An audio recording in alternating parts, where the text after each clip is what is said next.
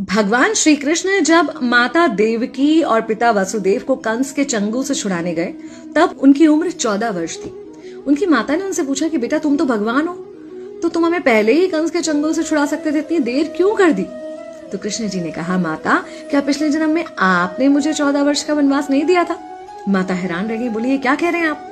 तब कृष्ण जी ने बताया कि पिछले जन्म में मैं राम था और आप थी माता कैकेयी और आप ही ने मुझे 14 वर्ष का वनवास दिया था और कर्म फल से कोई नहीं बच सकता माता, इसलिए आपको 14 साल का ये दुख सहना पड़ा। तब आश्चर्यचकित होते हुए माता ने पूछा, तो फिर यशोदा पिछले जन्म में कौन थी? कृष्ण जी ने बताया, वो थी माता कौशल्या, जो 14 साल तक अपने पुत्र से अलग रही थी। उन्होंने उस दुख को सहा था, इसलिए इस जन्म में 14 साल मैं उनके पास रहा और मेरे साथ रहने का माता और पुत्र के प्रेम का सुख उन्हें मिला। कहने का मतलब यह है कि कर्म फल से ना उस युग में कोई बचा था, ना आज कोई बचेगा। खुद भगवान भी कर्म फल से नहीं बच सकते, इसलिए अपने हर एक कर्म को बहुत सोच समझ कर कीजिए, क्योंकि जिसके भी खिलाफ आप कुछ गलत कर रहे हैं उससे आपकी शत्रुता कुछ समय या शायद एक जन्म की है, लेकिन उसके साथ कुछ गलत करके आप अपने कई जन्म बिगाड़ सकते हैं।